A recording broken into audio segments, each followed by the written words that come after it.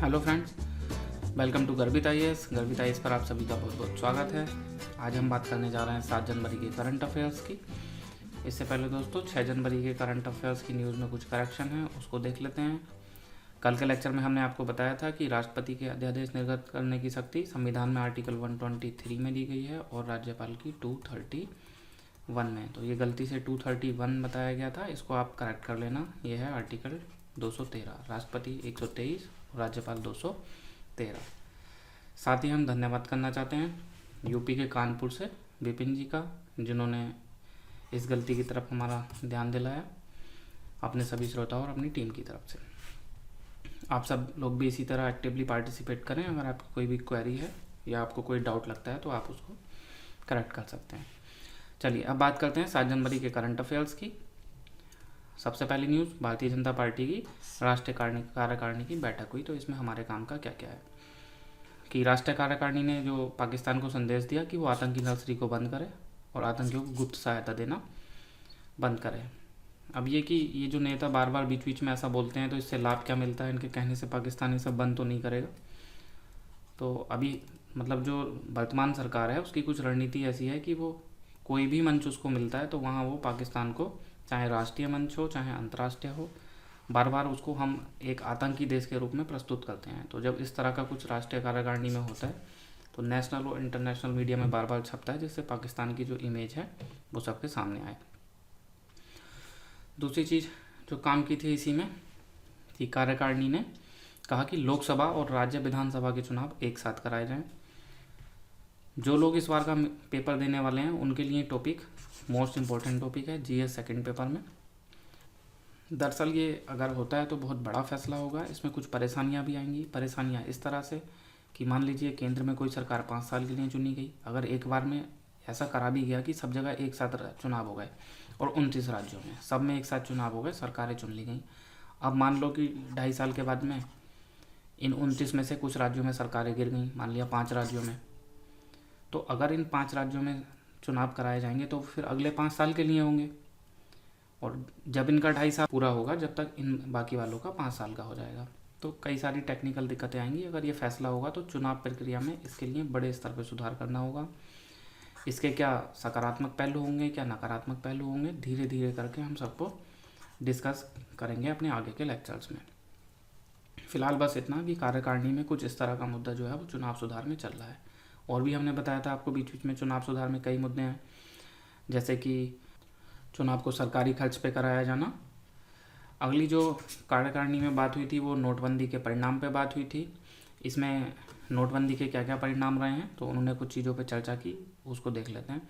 इन्होंने बोला कि काले धन, नकली मुद्रा, आतंकवादियों की आर्थिक मदद और जो नक्सली गतिविधियां हैं, नकली दवाइयों का धंधा, इस तरह के धंधा करने वालों पर बहुत बुरा असर पड़ा है। हवाला कारोबार में भी 50% की कमी आई है।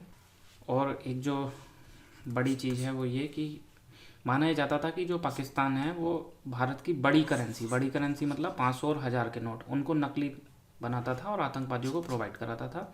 ये नकली नोट ये भारत में आकर चला देते थे। इन नकली नोटों को जम्मू कश्मीर में छोटे छोटे बच्चों को, युवाओं को दिया जाता था और उनसे पत्थर फेंकवाए जाते थे। उनको बाकायदा सैलरी पे, जॉब पे रखा जाता था कि आप दिन में पत्थर फेंकेंगे, शाम को आपको इतने पैसे मिलेंगे। तो जब ये नोटबंदी हुई है तो इनके जो ये नकली नोट हैं ये यहाँ पे चलने बंद हो गए हैं। तो इस कारण से जम्मू कश्मीर में जो ये पत्थर फेंकने की या इस तरह की घटनाएं हैं उनमें 60% तक की कमी आई है। आप सबके दिमाग में आ रहा होगा, बोले ये तो नए नोट आए हैं तो उनको भी फिर जाली नोट बना के और फिर मार्केट में चला सकते हैं और फिर से ये गतिविधियाँ चालू हो जाएंगी। हाँ, तो मान लेते हैं कि अगर ये गतिविधियाँ दोबारा चालू हो भी जाएंगी तो कम से कम इस तरह के जो फैक्ट हैं हम उनसे ये तो प्रूफ कर पाएंगे कि ये जो गतिविधियाँ हैं इनको कोई स्पॉन्सर कर रहा है। क्योंकि जब नोट की कमी थी तो इनमें 60% की कमी आई थी, और ये अगर ये इस तरह से 3 महीने, 4 महीने या 5 महीने तक लगातार चलता है तो वहाँ से हम ये सिद्ध कर पाएंगे कि इन आतंकवादी जो गतिविधियाँ हैं उनमें कोई देश है जो कि वित्तीय मदद मुहैया करा रहा है। और एजेंसी की रिपोर्ट से बताया गया था कि जो वामपंथी उग्रवाद है, नक्सलवाद है, उसमें भी कमी आई है। और जो नॉर्थ ईस्ट पे आतंकी संगठन है उन पर भी नोटबंदी का प्रभाव पड़ा है। वो सीमा पार से बंदूकें और गोला खरीद नहीं पा रहे हैं, तो वहाँ पे भी पहले से अधिक शांति है। नेक्स्ट न्यूज़ चुनाव आयोग से संबंधित थी। कल हमने आपको बताया था कि सुप्रीम कोर्ट ने डिसीजन दिया है कि धर्म, जाति, भाषा, समुदाय के आधार पर अगर कोई प्रत्याशी या उसके समर्थक वोट मांगते हैं तो वो गैरकानूनी होगा। आज चुनाव आयोग ने मीडिया से कहा है कि धर्म, संप्रदाय, जाति के नाम पर जो भड़काऊ भाषण होते हैं उनको वो ज़्यादा तवज्जो ना दें और उनको प्रकाशित ना किया जाए। दरअसल होता क्या है, कई बार जो नेता होते हैं वो फेमस होने के लिए इस तरह के भड़काऊ भाषण देते हैं जिससे मीडिया में उनको दिखाया जाए और वो थोड़े फेमस हो जाएं। और एक काम की बात थी, कल की न्यूज़ में हमने आपको बताया था कि इलेक्शन कमीशन ने बोला है कि जो बजट है उसको आगे करने का जो अधिकार है वो इलेक्शन कमीशन के पास नहीं है। आज इलेक्शन कमीशन ने क्या किया है, गवर्नमेंट है उस पत्र लिखकर उससे पूछा है क्या गवर्नमेंट क्या स्टेप लेने जा रही है, क्या वो बजट की तारीख को आगे करना चाहती है, नहीं करना चाहती है। तो इस बारे में उन्होंने उनका जवाब मांगा है और उनको 10 जनवरी तक का समय दिया है। जो चीज़ हमारे काम की हो सकती है प्रीलिम्स एग्जाम के पॉइंट ऑफ व्यू से वो ये कि न्यूज़ में था कि विपक्षी पार्टियों का एक दल तीनों इलेक्शन कमिश्नर, नसीम जैदी, आप जानते हैं ये चीफ इलेक्शन कमिश्नर हैं, और बाकी अन्य दो ओपी रावत, AK जोटी, इनके नाम याद बिल्कुल करने की ज़रूरत नहीं है, नहीं पूछे जाएंगे। आपको बस अपनी पॉलिटी की बुक में ये देख लेना है कि पहले जो चुनाव आयोग होता था वो 1 सदस्य होता था, फिर उसको 3 सदस्य कर दिया गया। तो ऐसा कब किया गया, उसको 1 से 3 सदस्य, ये किसकी अनुशंसा पर किया गया और इसके पीछे की जो पूरी प्रक्रिया है, यहाँ पे प्रीलिम्स में पहले UPSC में क्वेश्चन पूछे गए हैं, तो आप उसको दोबारा से अपना देख लें। एक जो न्यूज़ थी वो थी कि 14वां जो प्रवासी भारतीय दिवस सम्मेलन है वो बंगलुरु में मनाया जा रहा है और इसका विषय है भारत के कायाकल्प में प्रवासी युवाओं की भूमिका। प्रवासी होते क्या हैं, तो जो पहले कभी भारत में रहते थे, अभी वो कहीं विदेश में रह रहे हैं और वहीं की उन्होंने नागरिकता ली हुई है, तो वो कहलाते हैं प्रवासी। तो भारत के विकास में इन प्रवासियों की क्या भूमिका है, तो एक तो ये आप इसका विषय याद रख लेंगे। और कहाँ हो रहा है ये, बंगलुरु में। हो सकता है प्रीलिम्स में, मतलब पहले नहीं ऐसे ज़्यादा क्वेश्चन पूछे जाते थे, लेकिन अभी जो पिछले 2 साल का और ख़ासकर जो पिछले साल का पेपर है उसमें करंट अफेयर्स पे ऐसी छोटी छोटी बातों को भी पूछ लिया गया है, तो आप रिस्क ना लें और इनको भी जो छोटे छोटे हैं उनको याद करते चलें। जैसे कल हमने आपको बताया था कि भारतीय विज्ञान कांग्रेस आंध्र प्रदेश में तिरुपति में, तो इनको भी आप याद करते रहेंगे। थोड़ा बैकग्राउंड भी देख लेते हैं कि प्रवासी भारतीय दिवस सम्मेलन क्यों मनाया जाता है। तो 2003 से मनाया जाता है, ये 14वां था।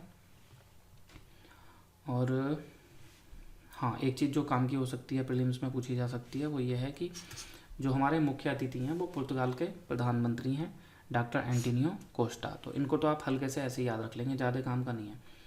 काम का यह है कि ये जो पुर्तगाल के प्रधानमंत्री हैं, गोवा से इनके पैतृक संबंध हैं। तो ये जो पुर्तगाल, आप जानते हैं हिस्ट्री में आप पढ़ते हैं कि जो पश्चिमी लोग थे वो भारत में किस तरह से आए, पहले मतलब अंग्रेज, फ्रांस, ये सब। तो उसमें है कि जो पुर्तगाली हैं वो सबसे पहले आए थे। आपने पढ़ा होगा अपनी हिस्ट्री में कि लगभग 1610 के आसपास इन्होंने गोवा में कब्जा किया था, और सबसे लास्ट में लगभग 1967 में, शायद आप इस डेट को करेक्ट कर लेना अपनी पॉलिटी की बुक से, तक इनका गोवा पे अधिकार था और ये तब गए। तो मतलब सबसे पहले ये आए थे, सबसे लास्ट में गए थे। तो इनकी जो थोड़ी सी हिस्ट्री है कि इनकी जो पहली फैक्ट्री कहाँ लगी थी और ये सब हिस्ट्री की बुक में आप देख लेना, पुर्तगाल वाला आपको डिटेल में मिल जाएगा, तो हिस्ट्री में हो सकता है पूछा जा सके। प्रवासी भारतीय दिवस मनाया क्यों जाता है, तो महात्मा गांधी के दक्षिण अफ्रीका से लौटने की याद में हर 9 जनवरी को, यही वो दिन है जब 1915 में गांधी जी दक्षिण अफ्रीका से लौटे थे। थोड़ा सा इस सम्मेलन के बारे में कि प्रवासी दिवस जो है 3 दिवस का सम्मेलन होता है। क्या करते हैं कि जो ऐसे भारतीय हैं जो पहले कभी भारत की नागरिकता थी या विदेश में रहते हैं और इन्होंने यहाँ पे कोई बहुत बड़ा काम किया है, तो इनको इस सम्मेलन में बुला के सम्मानित किया जाता है, जिन्होंने विदेश में भारतवर्ष का नाम ऊंचा किया होता है। और इनसे इनकी समस्याएं पूछी जाती हैं कि क्या कुछ समस्याएं ये उस देश में महसूस कर रहे हैं और फिर उन समस्याओं के निराकरण के लिए भारत क्या कर सकता है। तो भारतवंशियों से संबंधित समस्याओं पर चर्चा की जाती है और उनको सम्मानित किया जाता है। किसके अंडर में मनाया जाता है, तो एक ही मंत्रालय याद रख लेंगे, प्रवासी भारतीय मामलों के मंत्रालय में। कुछ फैक्ट जो मेंस में काम आ सकते हैं वो ये हैं कि जो भारतीय डायस्पोरा है वो विश्व का दूसरा बड़ा डायस्पोरा है। डायस्पोरा मतलब कि वही जो प्रवासी लोग हैं। प्रवासी भारतीय समुदाय लगभग 2.5 करोड़ हैं, जो विश्व के लगभग हर बड़े क्षेत्र में फैले हुए हैं। कभी भी अगर इंडियन डायस्पोरा पे आप देखें सेकंड पेपर में, इंटरनेशनल रिलेशन में डायस्पोरा भी आप पढ़ते हैं, तो वहाँ पे ये फैक्ट आपको काम आ जाएगा। ये 2 लाइनें आप मेन के लिए याद रख लेंगे। और जो काम आ सकता है वो ये वाली लाइन बहुत काम आ सकती है। लिखा है कि 20वीं शताब्दी के पिछले 3 दशकों यानी कि 1970 से लेके और 2000 तक जो उत्प्रवास है उसका स्वरूप बदला है। पहले क्या होता था, हमारे यहाँ से इंडिया से अकुशल और अर्धकुशल कामगार जाते थे खाड़ी देशों में, पश्चिमी देशों में, दक्षिण पूर्वी एशिया के देशों में ठेके पर काम करते थे मजदूरी के तौर पर और आ जाते थे। लेकिन अब जो नया चेंज है वो ये है कि इन देशों में ये सब लोग जा रहे हैं एज इट इज़। बस पश्चिमी देशों में जो उच्च कौशल प्राप्त व्यावसायिक हैं, खासकर जो आईटी स्पेशलिस्ट हैं, वो पश्चिमी देशों में उन्होंने जाना शुरू किया है। तो ये एक चेंज है इंडियन डायस्पोरा में। और जब हम यहाँ बात कर रहे हैं प्रवासी भारतीयों की, तो उसमें भारतीय मूल के लोग और अप्रवासी भारतीय दोनों शामिल हैं। इन दोनों में क्या अंतर है कि भारतीय मूल के लोग मतलब जो पहले कभी इंडियन थे, किसी दूसरे देश की नागरिकता उन्होंने ली हुई है, और अप्रवासी भारतीय ये एक तरह से एनआरआई हैं, मतलब ये दूसरे देश में जाते हैं लेकिन नागरिकता इनके पास भारत की है और ये अपना बीच बीच में आते रहते हैं। एक ये लाइन आप कभी भी डायस्पोरा पे क्वेश्चन लिखें मेंस में तो वहाँ पे ये लिख सकते हैं कि जो भारतीय डायस्पोरा है किस लिए फेमस है, कि जब हम किसी भी देश में जाते हैं तो कड़ी मेहनत करते हैं, अनुशासन में रहते हैं और वहाँ की जो इंटरनल फैक्टर्स हैं उनमें हस्तक्षेप ना करना और स्थानीय समुदाय के साथ मिलजुल कर रहना। तो ये सब अच्छी अच्छी बातें आप उसमें लिख सकते हैं। एक और न्यूज़ थी अप्रवासी भारतीयों से संबंधित। विदेश मंत्रालय ने घोषणा की है कि जो अप्रवासी भारतीय हैं, तो भारतीय रिजर्व बैंक ने बोला है कि ये जो अपने अमान्य नोट हैं, ये लोग क्या करते हैं, ज़्यादातर समय बाहर रहते हैं विदेश में। तो जैसे रिजर्व बैंक ऑफ इंडिया ने लिमिट लगाई हुई थी कि 31 मार्च तक, तो इनको थोड़ा एक्स्ट्रा समय दिया गया है 30 जून तक। ठीक। दूसरा इन्होंने कहा है कि ये जितना भी पैसा बाहर से लाएंगे बदलवाने के लिए, वो विदेशी मुद्रा प्रबंधन नियम 2015 की अधिसूचना के मुताबिक ही जमा होंगे। ये नियम क्या है तो अपनी शायद 27 से 28 दिसंबर की क्लास में हमने बताया था, आप देख लेना, वरना पहले पीडीएफ डाउनलोड करके पीडीएफ में देख लेना, और नहीं समझ आए तो लेक्चर को सुन लेना। उसमें एक नई बात ऐड कर लेना आप कि ये जो मुद्रा प्रबंधन नियम है कि अधिसूचना के मुताबिक होंगे, जिसमें देश में मुद्रा लाने की प्रति व्यक्ति सीमा 25,000 रुपये निर्धारित है। NCRB national crime record bureau, तो इसने किसान आत्महत्या पे एक डाटा जारी किया है जो काफ़ी काम आ सकता है और वो काफ़ी चौंकाने वाला भी है।